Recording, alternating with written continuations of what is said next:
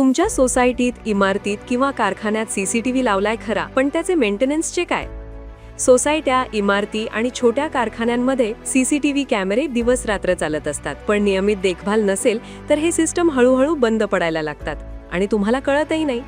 म्हणूनच urban security and networks घेऊन आले सीसीटीव्ही केअर प्लॅन.